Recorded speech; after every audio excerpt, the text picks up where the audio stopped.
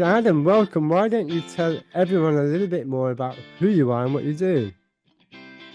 Oh, thanks, Adam. Well, I think your intro covered me off nicely there. So, yeah, as I said, Adam Hutchison, founder, CEO, MD, hot washer, bit of everything at Belmont Healthcare.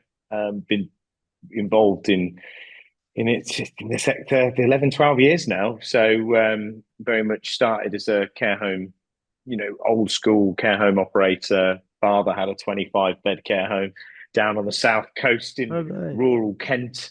And that was where it started for me is working with him and ended up taking that off him and going on from there really. So predominantly we're based in Kent and East Sussex, and then we also have a presence in the West Midlands, which you people who could tell from my accent probably is where I live and born and bred, and we deliver sort of domiciliary care services out of there. Fabulous, But that was, fabulous. and I suppose that's what brings on to where you talk about continuity. I Yeah. mean, I suppose I was always been a bit hell bent on. I found that the journey in care just didn't really make any sense. Mm. We're not a huge group, but I've always been kind of set myself down that this is how we want to do it. So we've done a few acquisitions over the last few years. So we're starting to grow in terms of scale and size of organization, and hoping that we can do a little bit more sort of signposting in the kind of process. But I've always found this idea of lack of understanding from general public about A, what a care home actually is, and B, what the sector in general of social care is. And most of it's down to just lack of education and real understanding. And we, or I, kind of felt that when you're in a care home, there is so much focus on everyone, private residents, and how do we get people through the door, and making sure that that bed is occupied as maximum possible throughout the years. Mm. And that's all well and good, and you can do that through multiple forms, but that doesn't necessarily help all the way through, I don't think. So when I talk about continuity, every time somebody, especially in the elderly market, is ill or suffers from dementia or any other sort of ailment like that, along those lines, there is an element of crisis. The family fall into crisis. What do we do? Where do we go? How do we get care? How do we get support? And not everybody knows. They think straight away, oh, that person's got to go into a care home, or they're told Mm. that they've got to go into a care home. Mm. Might not necessarily be the case. And even though we are predominantly a care home operator, I always believe in you should stay at home for as long as possible. That's kind of where I'm at. And I think care homes are slowly moving into this more private hospital space, higher acuity. Everyone wants higher fees, to be able to operate in the market. So Mm. how do we kind of start to make that make more sense? Mm. Um, and that what we do kind of is working across the whole spectrum. So, we do look after people in their own home. We have staged kind of people coming into the home, whether that's respite, daycare services, then moving into more long-term care, whether that's longer-term respite or rehabilitation, potentially going back home, which we can support with as well, and then potentially long-term coming back. The advantages of that are kind of massive, I believe, is that family and the individual are much better well supported. They have the Mm. same sort of staff group with the same culture and the same sort of behaviours that are looking after them, whether that be at home or in the interim or in the care home. And we, as an organisation, have a longer client relationship. Everybody knows that the time spent in the care home is, gone from sort of 3.5 years down to about 13 months. So your longevity of individuals is a lot shorter. So this just felt so much more palatable to do it this Mm. way. And it kind of was born out of the back of the pandemic in a way. We had a lot of private residents that were no longer wanting to come into care homes because we had a pretty awful name, thanks to the BBC and other news outlets, and various issues around kind of being able to kind of people wanting for people to go. We had to gain that confidence back from the general public, I'd say, for people Sure. to make Yeah. those Yeah. decisions. So we started doing a lot of work with hospitals in terms of discharge to assess, rehabilitation. How can we unblock the bed situation at hospitals? And what that kind of opened the door to was that there's a lot of people that were in hospital that could go home but couldn't. So I know there's a lot of people out there. So we started doing a lot of these D2A beds where people are coming in 6, 12, 18 weeks. Then we got to a place where we can't, who do we take them home? And they end up in a care home, but they could go home. So we thought, well, we'll do it if we can't find anybody else. So we started doing it that way. And then you found that they know us then, and we're dealing with them And then when that person's health deteriorated, they may then have to come back. And it kind of worked with that. And then, but it also feels like the right thing to do. Felt like there was much more cohesion, much more connection, and the outcomes for the individuals that we care for were much better. You know, people Mm. had a bit better understanding with how they could cope with the care needs as they increased. Yeah, I So see. it's now become almost like a vision of the organization to be more like that. So, you know, we recently acquired a care home, substantial in North Kent, 120 beds, big acres of land. All it was a nursing home, Mm. local authority funded nursing home. That's what it Mm. did. Mm. Nothing else. Kent County Council, 100% pretty much funded. Mm. In the 2 years that we've had it, we've now got a assisted dementia wing, a hospital discharge wing. We have, there's renovations going on. We were planning permission to put a 55 retirement living apartments on the site. We can support home care. So we've got this site that is kind of modelled on some of the European model, which kind of, again, a bit of a passion project where we can get a phone call from anyone and we can potentially deal with their needs, apart from being a younger adult, because that's not our space. But if somebody Yeah. came to us with nursing needs, we could look after them. If somebody needed rehab, we could look after them. If somebody needed to transition from a hospital bed to us and then go home, we could help with that. And then one Mm. day, in the next couple of years, we'll having some assisted living. You've also got couples that can live together in an apartment environment, but still have the care need, all on the same site. And I don't know, that sounds like something that you can really, for me personally, is I'm really passionate about being able to do that, and that really excites me in how the sector can be different, and we Yeah. are unlocking and solving those problems that are caused in the NHS, because we Yeah. all know that there's a lot of people in hospital that shouldn't be there, which means people with acute injuries or acute operational needs can't get in because that Yeah. bed is being used up. So how can we get that patient flow moving better? Yeah, I see. So there's a number of things that just, off the cuff, obviously, I think about here. And the first one is this idea of, when you talk about personalized care, well, here you haven't got necessarily the interests. I'm curious to know how it works, but the interest of a care home versus dom care versus a temporary stay at a care home for a few weeks. So that's the first thing that when you talk about this that strikes me is this idea of, okay, um, we can really think about what's right for you, rather than just trying to make, rather than maybe kind of finding a way to fit you into our care home kind of thing. Is That's that exactly right. this is kind of the Yeah. first thing that comes to mind.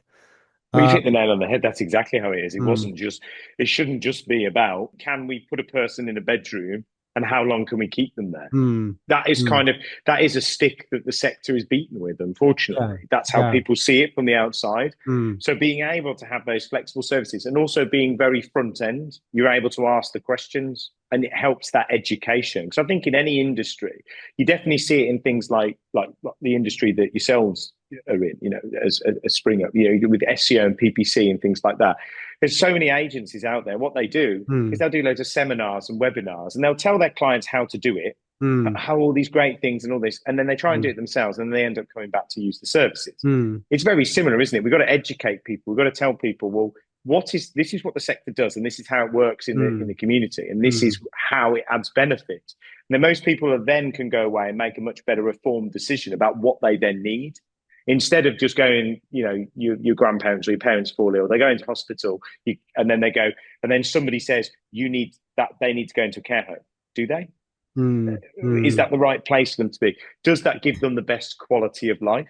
And if Yeah. you go across Europe, especially in the Netherlands, they don't do it like that. It's all Mm, about quality of life over, moving the problem. mm, So I think mm. I just found that quite inspiring, and it's kind of what I hung my hat on, should I say, about how I wanted it to work. So you mentioned the Netherlands. Did you like go on a visit to see Yeah, it yourself? Right. Okay. yeah. I've been there a couple of times, and the site that I was talking about before, about where we've done that multicasting, is formed on kind of their funding mechanism is very different over here. So that's difficult for us to do it exactly the same because Yeah.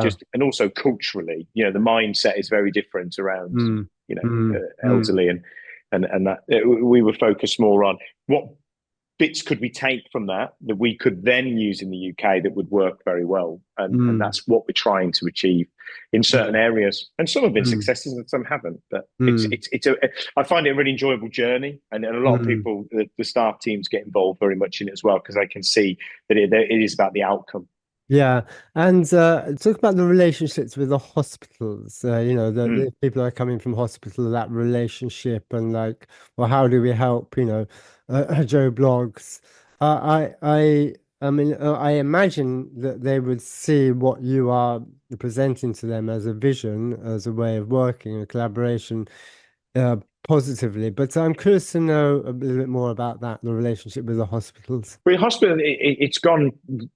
Certain hospital conversations go really Mm. well. Obviously, we're not a huge group, so we're Yeah, fortunate that we can be dynamic yeah, and nimble in that particular yeah. area. Um, but where I'm currently sat at the moment in North Kent, we have Mm. contracts with the hospital here, and we have really good relationships with them. Where it's about enabling the hospital to be, what's the best way of doing it? So if they need those beds opening up, we can give them the capacity, is the word I'm looking for, to be able to do that. So we have contracts with them where we've always got beds on hold that they can use as space where they need to free up space to bring it into our care, which is great because that shows belief in the staffing group that we've got to be able to support at that level and that nursing level and that confidence. So those conversations have gone well. And then what we've Mm. done is we've kind of blueprinted that and said, right, let's get it right here. And then we approach hospitals more local to our other homes and then start to improve that relationship. And then that then has grew the kind of next stage of what we're doing, which we have a sister business which is called Ilana, and what that is, an application which we have built, which is we're actually in the hospitals aiding hospital discharge to home, and then if the needs and doing the needs assessments, and we're actually working right now currently in 3 hospitals in the UK in the discharge teams where we're at bedside showing families how we can, here's your carer that could potentially come in, meet you, take you home, re-enable you at home and support you in that area. But that's also helping the hospitals understand a little bit more about how they access social care, which I Yeah, think is sometimes the missing link.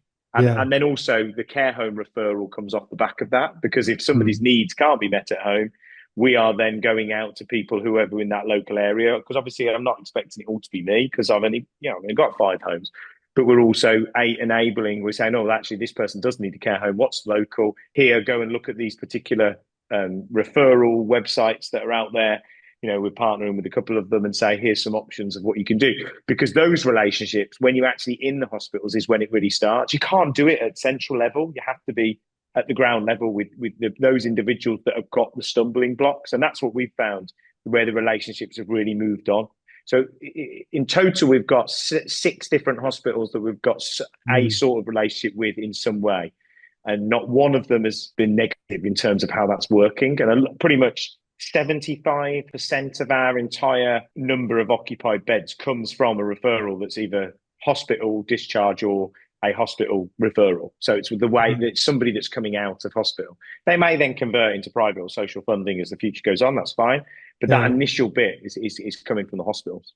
So, yeah, I see. So just tell me a little bit more about, you mentioned Lana. Forgive me, I'm not so Mm-hmm. familiar with it. Just talk to me a No, bit more Ilana's our sister business, about. which is something that is I'm involved in, which is an application that we've developed to bring carers and care seekers together. But it also manages the booking systems, how it does training, it does various links to community projects.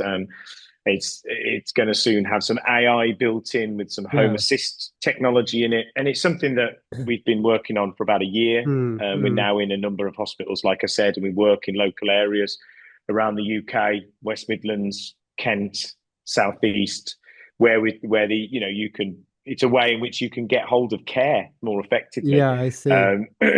So that's mainly for home provision, but then also it can convert into a care home referral. So it's a new sort of an additional string to our bow as a business that we can support that. So anybody that comes to us, we can support them to go home on a national scale by being able to recruit, train, and provide more care staff. Yeah, I see. Sounds great. So another thing that obviously strikes me as well, this idea you've mentioned, it's about the culture, which then if you're confident in your culture, you're confident you do great work, then you know that so for the person who receives your care, if they like your culture, then they know and they like the way you're working. They know that if they are in, dom care, home care support, or that, and they move to a home that you operate, so they're going to get the same way of working. Tell me a little bit more about that, because obviously dom care, home care is and running care home and operating care staff, care homes are different. Tell me the Mhm. kind of things that you've come across operationally when doing this, kind of things that you've kind of maybe had to, rethink about, or tell me a little bit more about that. Yeah, there's nuances and Mm, differences between how the staffing groups and operationally we do have different systems so to manage each of them. yeah. But I always go back to the same thing: is that care businesses, care isn't your priority. Mm, Your people are. yeah. Because if you invest in them, you look after them, you get them to buy into what you're trying to do, they will deliver the care Yeah. quality that you need. Yeah. You want people to be your advocates. You want, because everyone knows that if you all of your referrals and everything comes from the local area, it's what Mm, I've said about you. And your recruitment is the same. It's friends talking in the Sainsbury's or in the curry house or at the school gates. All of those conversations is what helps you, your brand and how you're seen, and that equity in the community is kind of bonded and solidified by the culture that comes from your staff group. mm, So look, we're not perfect, but we invest a lot in making sure that we look after people with very, very simple things. mm, Just being nice to people makes a big mm. difference. Yeah. Yeah. You'd be Yeah. surprised at how many people come and work from us and they just go, "Oh, we never get this," or no, the Mm, so and so's never said hello to us, or mm, all these little nuances is in that mm, culture then breeds into making those. The reason I've gone on that kind of anecdote is because when you talk about operational decisions, they make those a lot easier. mm, There's a lot of synergy then. People want to work together. People want to be able to have conversations. People want to transition between services. And when you want to introduce a new way of working, people are more receptive to it because they go, okay, we trust this because we've had these good experiences before rather than mm, something didn't work. So mm. they are distinctly different operational nets, but the story is everything, isn't it? How Yeah. is that story portrayed? If you're talking to a family member and you can openly talk about, it's not all about whether we fill this bed. Mm. It changes the dynamic of the conversation. So just Yeah. having that culturally helps. Yeah, yeah, sounds fabulous. And it makes me think why other care providers aren't kind of going down that route. Any thoughts? Well, I think it's difficult because there's two reasons. First of all, it kind of the cultural bit is because I think that all businesses should be doing that, and if they're not, then they need to have a little think. The Mm, cultural bit with your staff is kind of yeah, yeah. so much But more of that that out there. It's this so much more. continuity of care The vision that you continuity of have. care thing, I think, is different. It's for two reasons. Obviously, I kind of had to do it because COVID meant that I couldn't be vanilla, Yeah, and secondly, it's just me. yeah, I don't have, there's no corporate structure that I have to answer to say yeah, this is how we want to do it. yeah, I'm not having to say we have to achieve these bed numbers. And I just think it's a yeah. lot of hard work for some Mm, people. Some people mm, just don't, if you've got X amount of homes and they're already creating the income that you need, what's the passion to do it? I think yeah, sometimes that falls away, which yeah, is a shame yeah. because it's a principle led organization. But yeah, there are some people out there that are doing it, but Mm. I like to think that we're quite unique in certain settings in the way that we operate. And it means you can really become, like the expert and the trusted expert in your region. You can rather than being scattered maybe all over the place, you can have a region and say, look, we just, we want to become like the ultimate experts in all areas of care and do the best areas of care in all these in the care homes, dom care, Yeah. support, day centers, as you mentioned, daycare. So.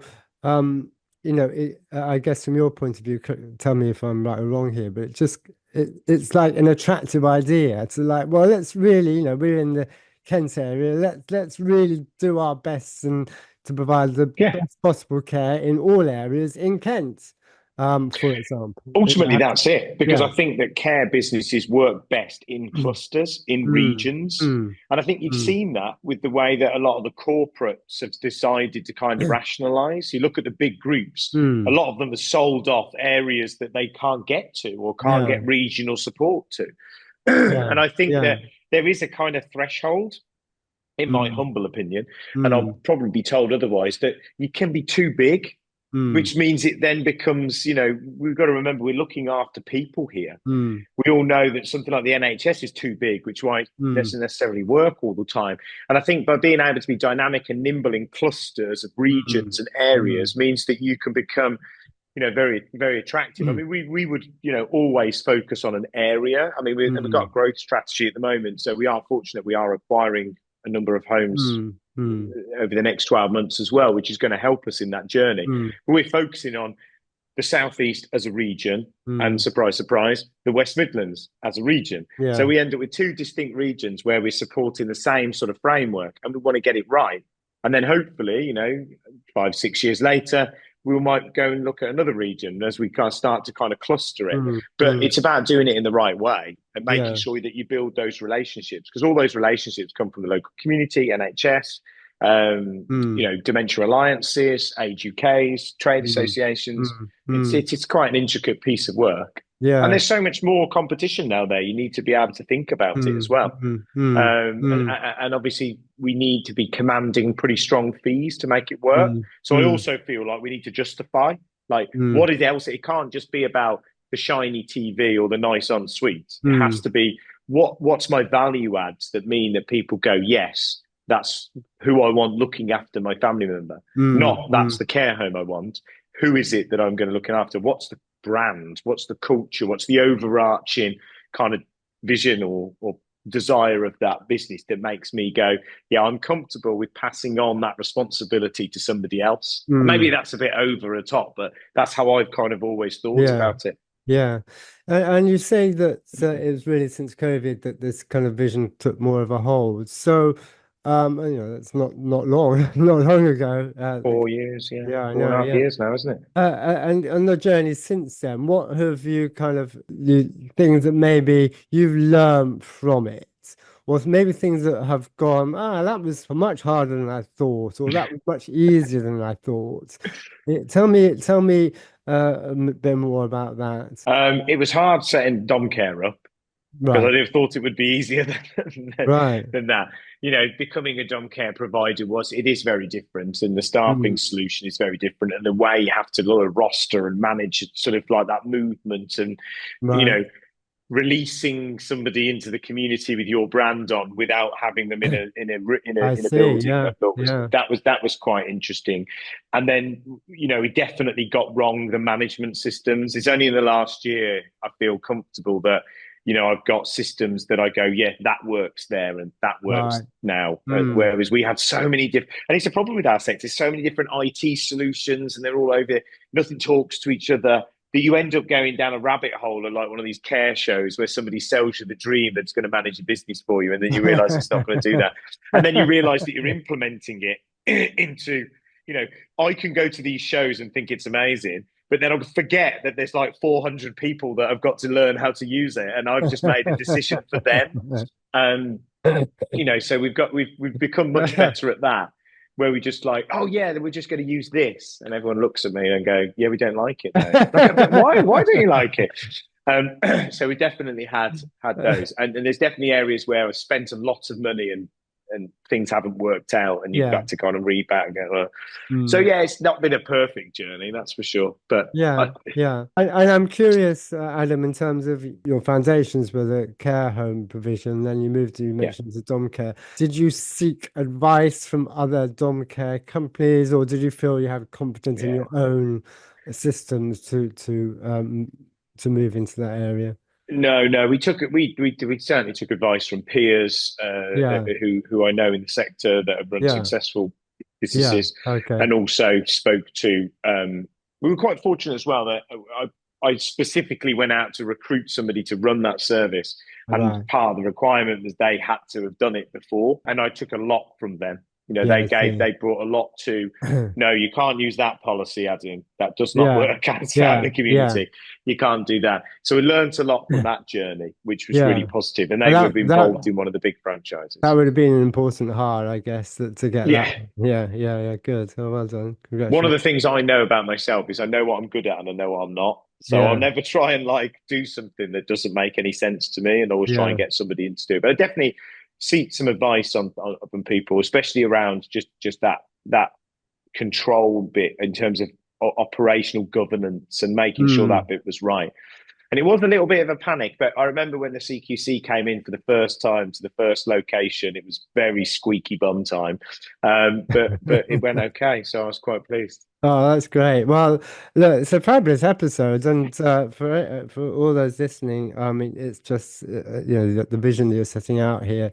I think will have should have a real impact, and the continuity of care is not something you hear very often.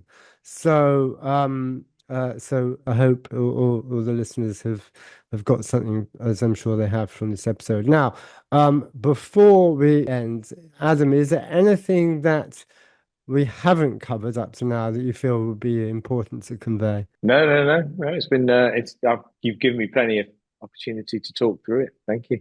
That's great. Appreciate the Well, opportunity to come on. thank you. Well, Adam, thank you so much for being on the KSEO Success Stories podcast. Thanks.